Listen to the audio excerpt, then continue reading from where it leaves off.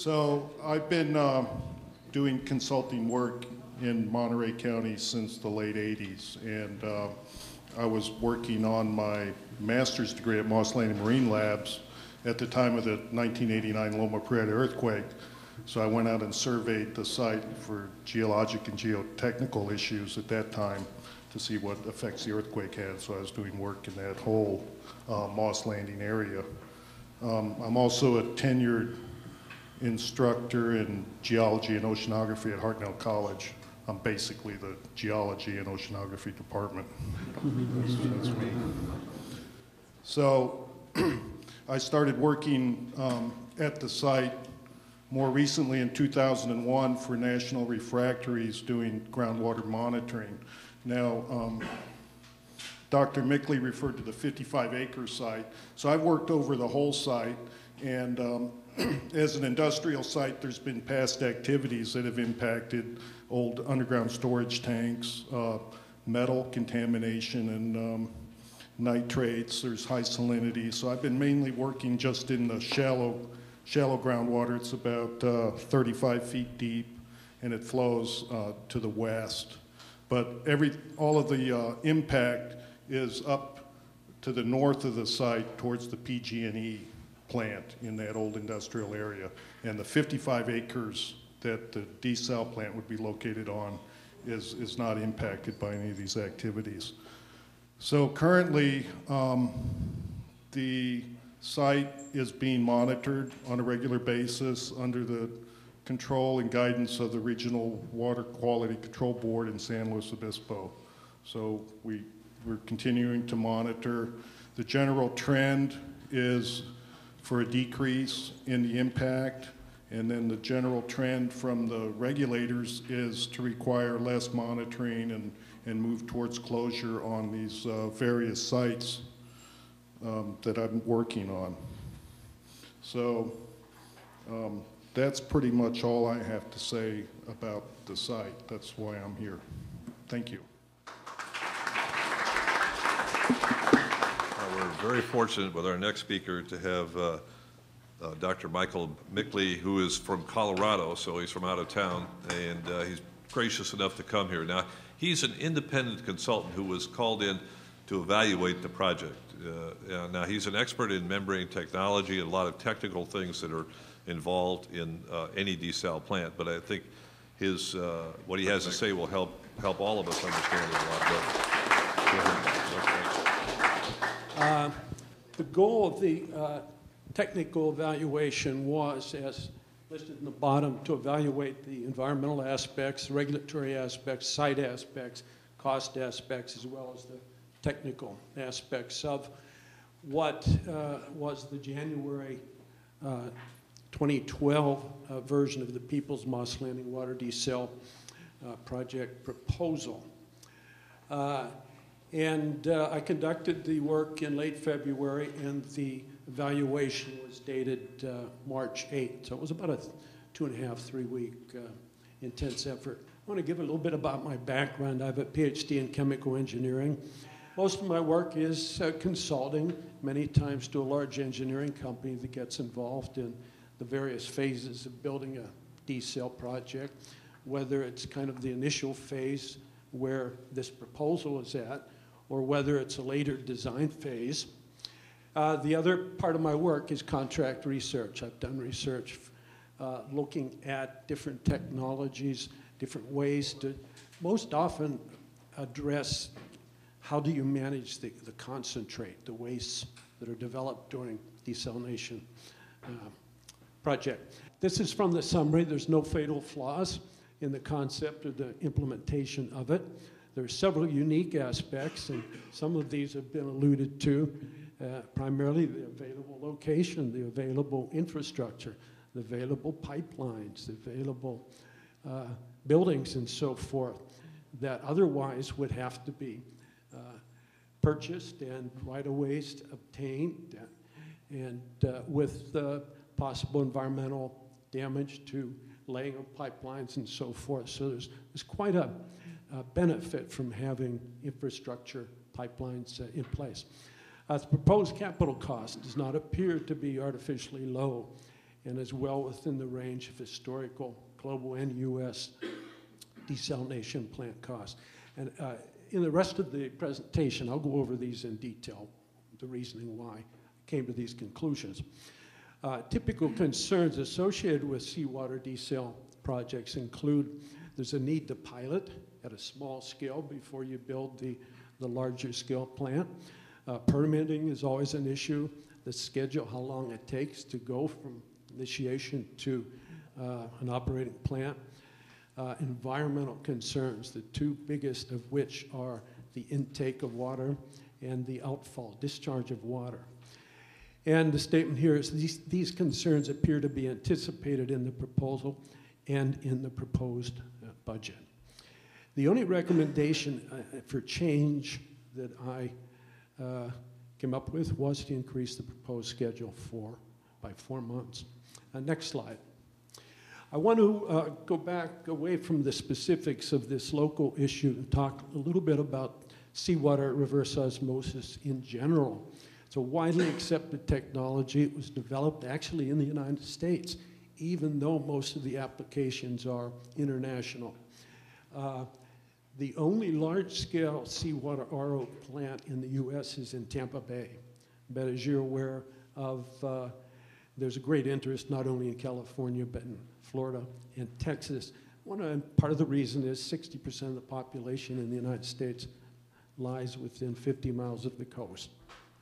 And there's growing needs for water, most locations.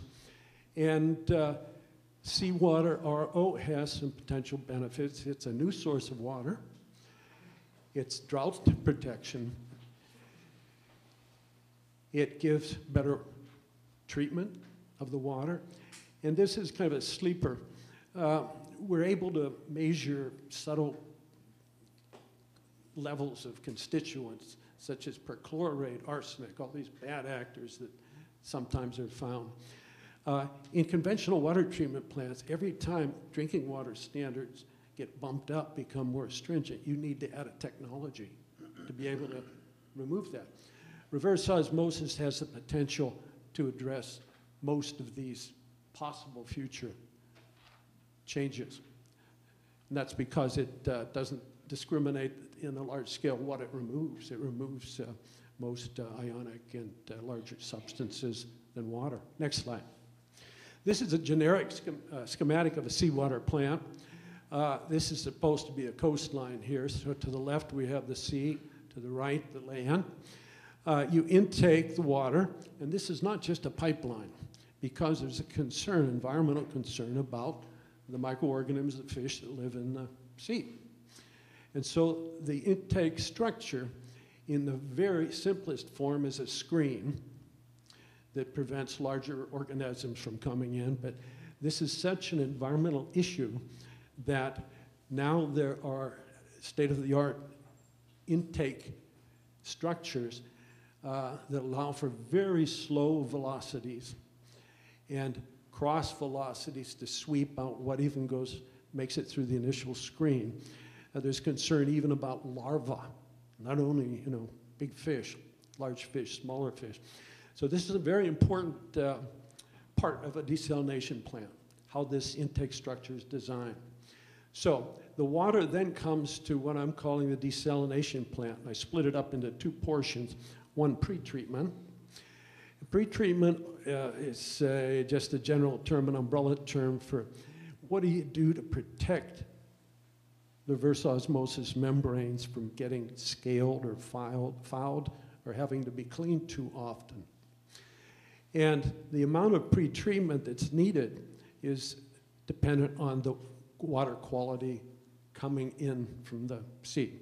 And I'll mention a little bit later, there's two possible intake sites. One is in the harbor, one is in the bay. And there may well be that if you intake from the harbor, you're going to have significantly more pretreatment to protect the membranes. Once about 50% of the water that's incoming to the desal plant ends up as product water. The rest of the water and nearly all of the constituents in the water that are rejected by the membrane end up in the concentrate. So this concentrate now has twice the salinity of the seawater, twice the concentration of the constituents in the seawater, and it goes back out to the sea. Now, this is not an end of the pipe, because there's a concern, environmental concern, about what the higher salinity, what the higher concentrations in that concentrate might have on the living communities, flora and fauna of the ocean. Now, if you did nothing, you come out with the end of the pipe, the concentrate's higher density, it would just sink to the bottom, where it would affect the bottom-dwelling organisms, which are much less mobile. And so there's a outfall structure. You want to locate the discharge in a high water active area where there's some natural currents and mixing and so forth. In terms of environmental issues, construction issues, many construction issues, particularly if you're going to lay pipelines. And these are largely absent in this particular case. Outfall location design, intake location design, both of which I just alluded to. I want to get into more detail of both those.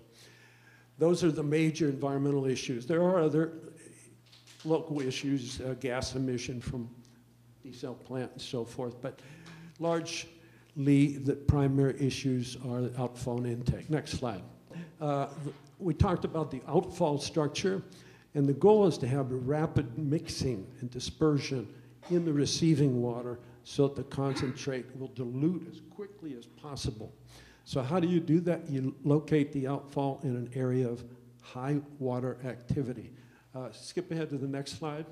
It turns out the outfall structure is at the mouth of the Monterey Submarine Canyon. And it indeed is a high water activity location.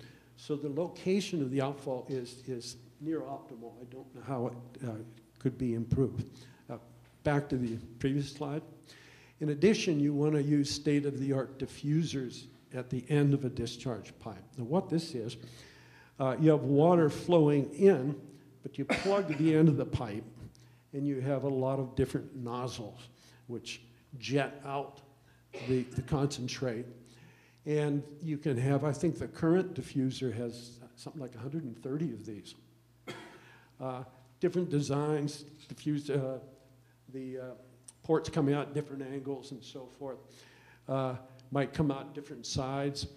But the effect is there's an almost immediate, very high dilution.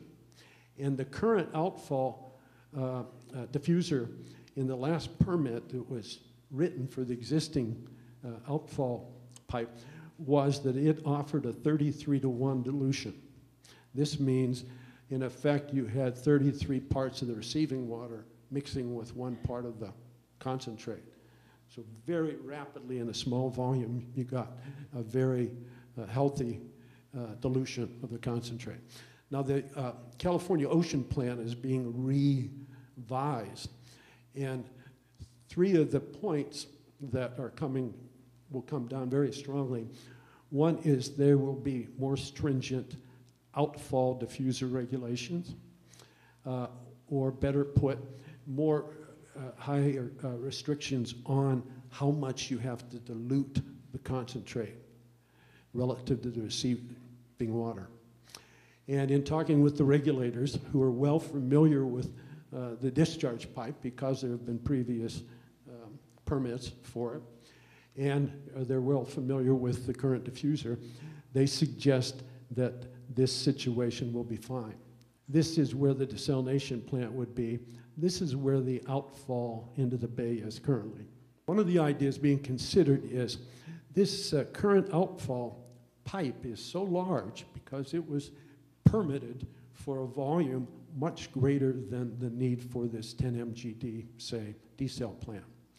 So possibility is to come out with a smaller pipe inside the existing outfall, extend that out significantly, and have that be the new discharge. So it go even out a little further. And the intake could be in the annular region.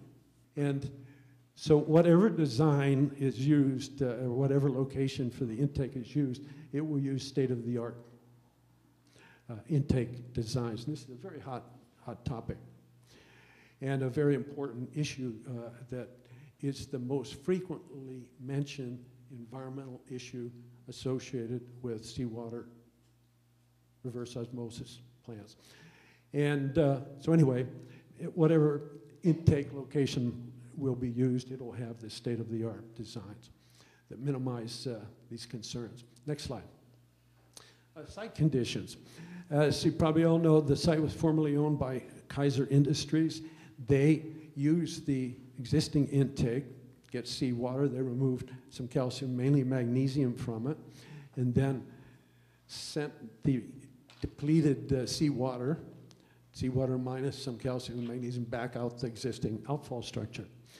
Now, this site was purchased by Nader Aga in December 2003. There's actually a larger site, a portion designated for the desalination site is 55 acres. Mr. Aga has spent considerable funds for cleaning up the site.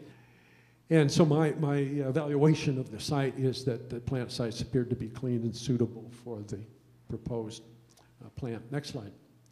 Now, there is an existing RO pilot system on site that is available for this pilot testing, and that's a nice added feature of the typical phases or progress of this is that they develop what they call a bid package. And they have a request for qualifications from teams that might be interested in doing a final design and constructing the plant. And they go for an RFQ, request for qualifications. They screen to the short list. They invite them to submit proposals to do a final design based on the more detailed requirements and design that was developed here in the bid package. Now, somewhere along the line, sometimes it's done by this preliminary design stage, sometimes it's done at the final design stage. You do the pilot test. Then you move on towards construction. Next slide. Permits. Many are listed in the proposal. Those with procuring the site and right-of-ways, so, all those issues are not an issue here. This present cost for a 10 MGD system, which comes out to then about $6.2 per gallon per day. It might not mean anything, but just remember 6.2 fits in with costs from these other efforts. I think this previous system here was 7. There's a global study that suggests costs are $4 to $6 per GPD. So against that yardstick, this is actually maybe a bit high. But the point is, this is in the ballpark. This is not an unreasonable cost. Next slide. Energy requirements. A nominal energy requirement for a seawater RO in these units that I'm sure don't mean anything, but are 13.6 kilowatt hours per 1,000 gallons of product water produced. Now, what this means for a 10 MGD plant is you have a power need of 6.7 megawatts. Now, energy requirements have been decreasing due to energy recovery devices that are put on these systems, more efficient membranes, such that in a recent study done at Port Hueneme, SWRO costs can be as low as half of what was used in the proposal. So in likelihood, this requirement of 6.7 megawatts is a high number. Now, the solar system that's mentioned in the proposal is sized to provide 6 megawatts. So in all likelihood, that could be smaller. Technically sound proposal. It adequately addresses environmental issues. It's feasible from a permitting regulatory perspective. It anticipates technical challenges, and challenges are reflected in the budget. And the proposed site offers several advantages that aren't usually found. Thank everybody for coming. It's been a wonderful experience for us to have you here this has been helpful. If you have any questions, just call me or email Water Plus, and we'll try to answer your questions if you have further questions. Thank you.